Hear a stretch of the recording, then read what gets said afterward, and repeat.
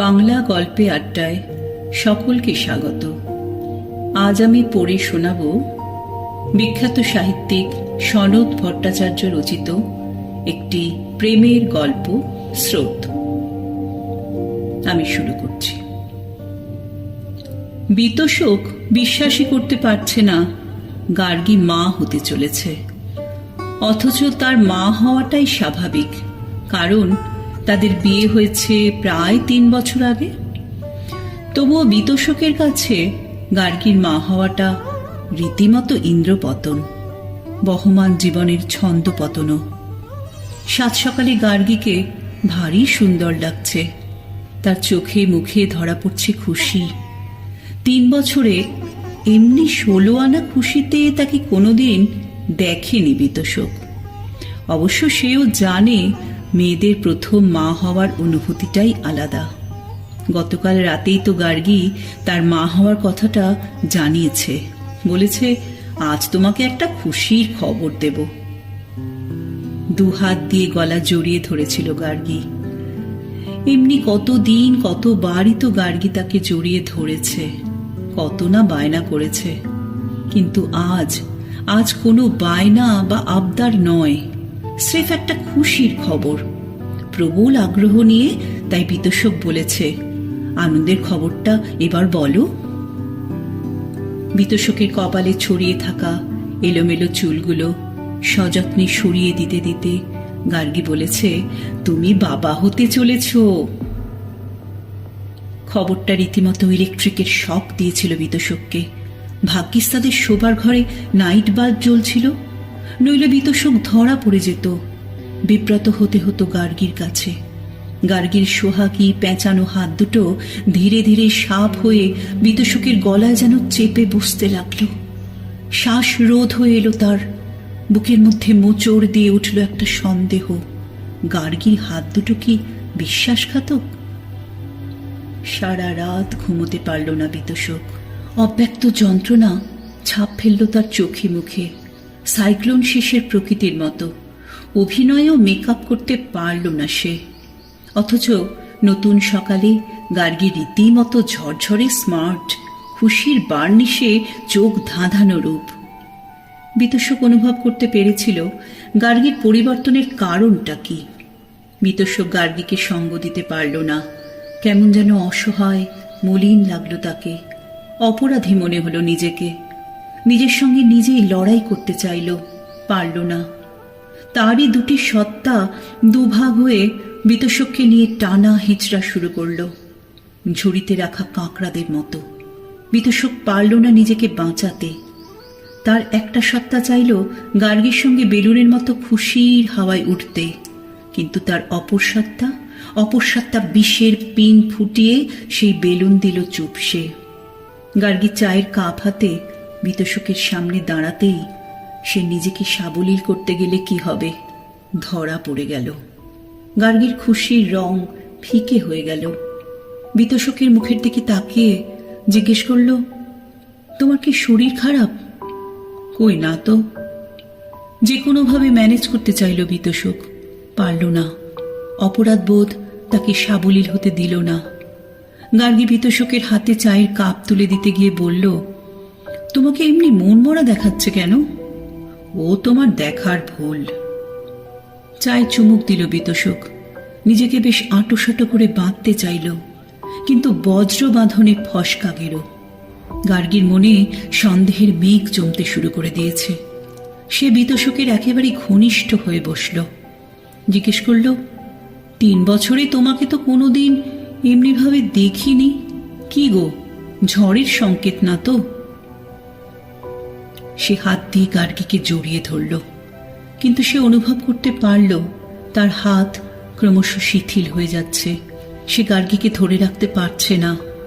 নতুন করে আবার চায়ের চুমুক দিয়ে হাসতে হাসতে বলল, মনে আশঙ্কা বাসা বাঁধলে শরতের পরিচ্ছন্ন আকাশকেও ঝড়ের আকাশ মনে হয়। গার্গী নিজেকে সরিয়ে নিল অভিমানে, উঠে দাঁড়ালো। খুশির জোয়ারে রীতিমতো ভাঁটার টান। সে ঘর ছাড়ার জন্য পা বাড়ালো। বিতোষক পেছন থেকে তার একটা হাত টেনে ধরল। গার্গী কোনো কথা বলল না। বিতোষক বলল, তোমাকে দারুণ লাগছে। প্রথমে বাচ্চা এলে তোমাদের এমনিতেই সুন্দর লাগে, তাই না? জানি না। মুখ ফিরিয়ে নিল গার্গী, চলে যেতে চাইল। বিতোষক বেশ শক্ত করে ধরে রাখল তার হাত, বলল, গার্গী, মুখ ফেরাও। গার্গী নির্বিকার দাঁড়িয়ে রইল। বিতোষক উঠে দাঁড়ালো। জোর করে গার্গীর মুখ ফেরাতে গিয়ে দেখল চোখে জল। বিস্মিত বিতোষক, তুমি কাঁদছো গার্গী?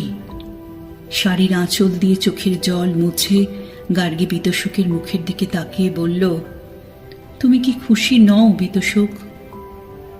গার্গীর মুখের পানে তাকিয়েই থাকলো বিতোষক। তন্ন তন্ন করে খুঁজে দেখল, কোথাও দাগ নেই যা গার্গীকে কলুষিত করবে। গার্গীর মুখেও কোনো কথা নেই। ধীরে ধীরে তার মাথাটা ঢলে পড়ল বিতোষকের বুকে। বিতোষক গার্গীকে আরো শক্ত করে জড়িয়ে ধরার চেষ্টা করল।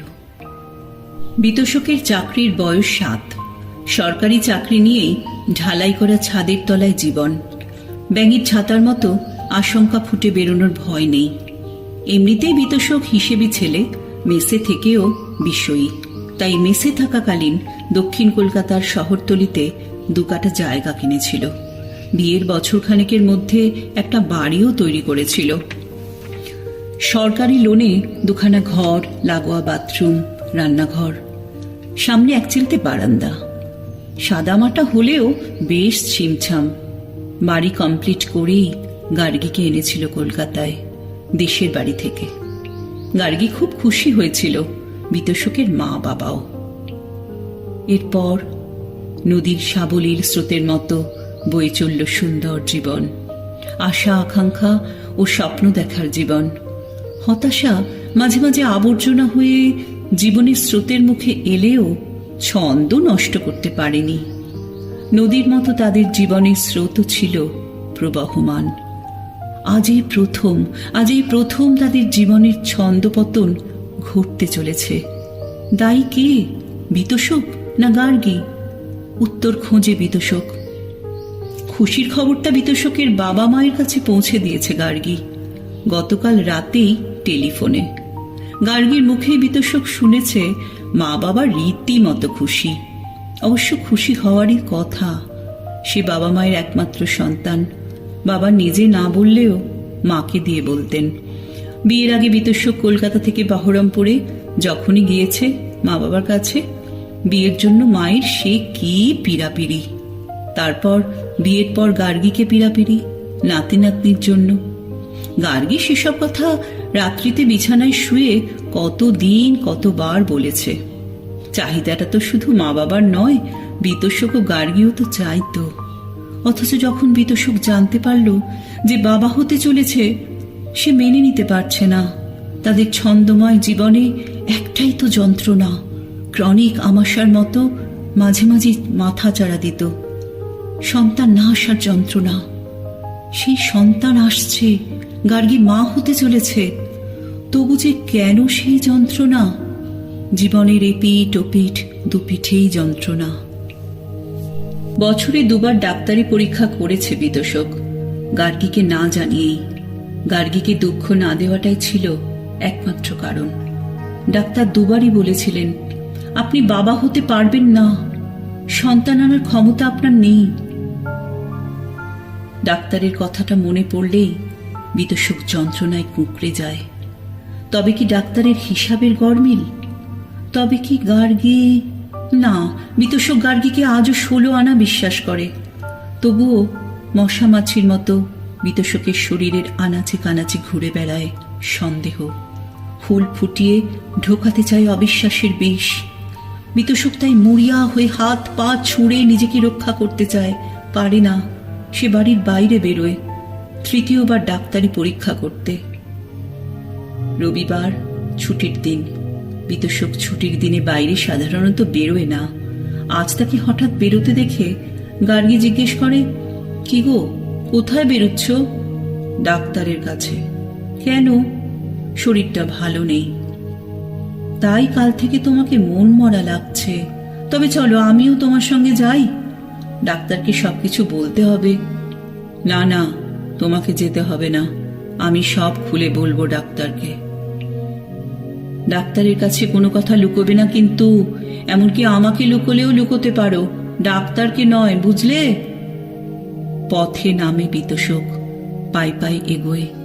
গার্গীর কথাটা কানে বাজে, আমাকে লুকোলেও লুকোতে পারো, ডাক্তারকে নয়, বুঝলে?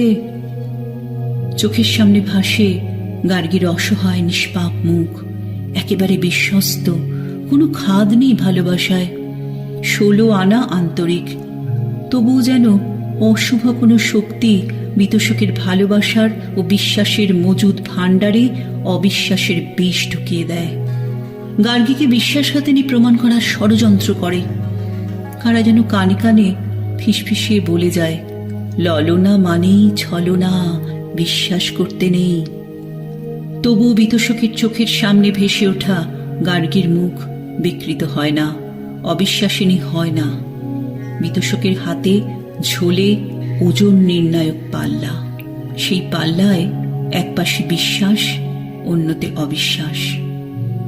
অবিশ্বাসের যাবতীয় বাটখারা চাপিয়েও কোনো মতে গার্গীর উপর ন্যস্ত বিশ্বাসের পাল্লাকে নোয়ানো সম্ভব হয় না। বিতোষক ডাক্তারের চেম্বারের সামনে গিয়ে দাঁড়ায়, কিন্তু দরজা ঠেলে ঢুকতে পারে না। এক রাস সংকোচ তাকে জাপটে ধরে, নিথর পাথর করে দেয় তাকে। কি সামনে কি পেছনে, কোনো দিকেই পা ফেলতে পারে না। তার সামনেও খাদ, পেছনেও খাদ, আগে পিছে দুদিকেই বিপদ, অথচ পাওয়ার কিছু নেই, দুদিকেই কেবল হারানোর। ডাক্তারবাবু যদি তাকে পরীক্ষা করে একই রায় দেন, কি করবে বিতোষক? স্রোতের প্রতিকূলে যেতে পারবে? ত্যাগ করতে পারবে গার্গীকে? শিউরে ওঠে বিতোষক, গার্গীর মুখটা ভেসে ওঠে অসহায়, নিরপরাধ, গ্লানিহীন এক বিশ্বস্ত মুখ। কাদা ছিটলেও দাগ লাগে না। তবে তৃতীয়বার ডাক্তারের রায় জেনে লাভ কি? গার্গী বলেছিল একদিন, ভালোবাসায় বিশ্বাসটুকু গেলে থাকেটাই বা কি? আখের রস চলে গেলে যেমনটি হয়। বিতোষক পেছন ফেরে, তবু পা তুলতে পারে না। মনের মাঝে প্রতিবাদের ঝড়। পোকা যেমন দাঁত কুড়ে কুড়ে খায়, সন্দেহের বিষ বিতোষককে কুড়ে কুড়ে খেতে থাকে। তবে কি সারা জীবন গার্গীর সঙ্গে অভিনয় করবে? গার্গীর কাছে ভিখিরি হয়ে থাকবে? কেউ না জানুক, গার্গী তো জানবে সে বিতোষককে একটা সন্তান ভিক্ষে দিয়েছে। বড় হয়ে ছেলেটা যখন বাবা বলে ডাকবে, বিতোষকের মনে হবে প্রতিটি ডাকের মধ্যেই করুণা। তার থেকে অঘটন ঘটুক, যন্ত্রণা লালন করে লাভ নেই, প্রসবের প্রয়োজন। সীতার মতো গার্গীরও অগ্নি পরীক্ষা হোক, সত্য আবিষ্কার হোক। সীতার মতো গার্গীকে যদি ত্যাগ করতে হয়, করবে। বিতোষক এগোনোর চেষ্টা করে, কিন্তু সেই পিছুটান পা ফেলতে গিয়েও গুটিয়ে নেয়। 3 বছরে গার্গীর দেওয়া উজাড় করা ভালোবাসা তার পথ রোধ করে দাঁড়ায়। বিতোষক যন্ত্রণায় ছটফট করে। সে অনুভব করে হৃদয়ের তুনে সযত্নে রাখা বিশ্বাসের তীরটাকেই সে অবিশ্বাস ভেবে ছুঁড়ে দিয়েছে, মাথা কুটেও ফেরাতে পারছে না। সারা শরীর বেয়ে দরদরিয়ে ঘাম ঝরে পড়ে বিতোষকের। চোখের সামনে অস্পষ্ট আলো, সেই আলোয় গার্গী ধরা পড়ে না। ভীষণ কাছে পেতে ইচ্ছে করে। সে অনুভব করতে পারে গার্গীর ভালোবাসার ওপর তার মোহ। দ্বিচারিণী আত্মবিশ্বাস তাকে সংকীর্ণতা উপহার দিয়েছে। নইলে নিঃস্ব হয়ে কেউ পথে বেরোয়? নিজেই নিজেকে কষাঘাত করতে ইচ্ছে করে। আত্মহননী মুক্তির একমাত্র উপায়। নিজের আয়নায় নিজের মুখ ভেসে ওঠে, নিজেকে নিজেই কটূক্তি করে। তুমি কি অবিশ্বাসী নও? এমনকি বিয়ের পরও তোমার সঙ্গে সুষমার ভালোবাসার সম্পর্ক ছিল না? সেই ভালোবাসায় কোনো কলঙ্ক ছিল না। আপনা থেকেই মাথা নুয়ে আসে বিতোষকের। মনে পড়ে অসাবধানতা বশত সুষমার কয়েকটা চিঠি থেকে গিয়েছিল বইয়ের আলমারিতে। সেসব চিঠি আবিষ্কার করেছিল গার্গী। বিতোষকের কাছে কোনো কিছুই জানতে চায়নি সে। জীবনের ছন্দ নষ্ট করতে চায়নি। স্রোতের মুখে বাধা হয়ে দাঁড়ায়নি। বলেছিল, চিঠিগুলোর আর প্রয়োজন নেই। থাকলে তোমাকে আমাকে উভয়কেই কষ্ট দেবে। পেছনের সব কিছু পেছনেই থাক। আমরা নতুন করে শুরু করেছি, দুজন দুজনকে বিশ্বাস করেছি। গার্গীর সেই কথাগুলো মনে পড়তেই মনটা খারাপ হয়ে যায়। নিজের সংকীর্ণতার জন্য নিজেকেই দোষারোপ করে, ধিক্কার দেয়। পিছন ফেরে ডাক্তারের চেম্বারকে পেছনে ফেলে সে সামনে এগোনোর চেষ্টা করে। গাড়ির কাছে ফিরে যাওয়ার জন্য মরিয়া হয়ে ওঠে। নিজের ওপর বিশ্বাস আনার চেষ্টা করতে করতেই আকাশে মেঘ জমার মতো মনের আকাশে বিশ্বাসও জমতে শুরু করে। শরীরের অবশ গ্রন্থিগুলো আবার সচল ও সতেজ হয়। লাটাইয়ের সুতো গোটানোর মতো বিতোষক বিক্ষিপ্তভাবে ঘুরে বেড়ানো তার অবিশ্বাসী মনকে গুটিয়ে এনে নিজের আয়ত্তে হৃদয় কারাগারে নিক্ষেপ করে। ঝাঁপিতে সাপকে যেমন করে রাখা হয়, জমাট বরফ গলে যেমন জল হয়, তেমনি করেই বিতোষকের কঠিন পাথরের মতো হৃদয়টা নরম হয়, আত্মবিশ্বাস দৃঢ় হয়। সাবলীলভাবে যে পথ ধরে সে এসেছিল সেই পথ ধরেই ফিরে চলে। মূল স্রোত থেকে যেন দুজনেই বিচ্ছিন্ন হয়ে পড়েছিল। ভিন্ন পথে বইতে শুরু করেছিল জীবনের স্রোত। সেই স্রোতের না আছে গতি, না ছন্দ। এখন বিতোষক আত্মবিশ্বাসের টইটম্বুর। বিতোষক বুঝতে পারে ডাক্তার নয়, তার গার্গীকেই চাই, তবেই তার রোগ মুক্তি হবে। দুটি স্রোত একত্র ও একাত্ম হয়ে আবার একই পথে প্রবাহিত হতে হবে, একেবারে মোহনার দিকে। তবেই সে জীবন ফিরে পাবে। আত্মদর্শনে ও আত্মবিশ্লেষণে বিতোষক তার নিজের রোগ ধরতে পেরেছে। আত্মশুদ্ধিতেই রোগ নিরাময় হবে, সেই আশায় বিতোষক রীতিমতো দৌড় শুরু করে গার্গীর সঙ্গে মিলিত হওয়ার লক্ষ্যে। তাহলে কেবল তাহলেই বিতোষক নদী হবে, স্রোত পাবে, নইলে বদ্ধ জলাশয় হয়ে যাবে।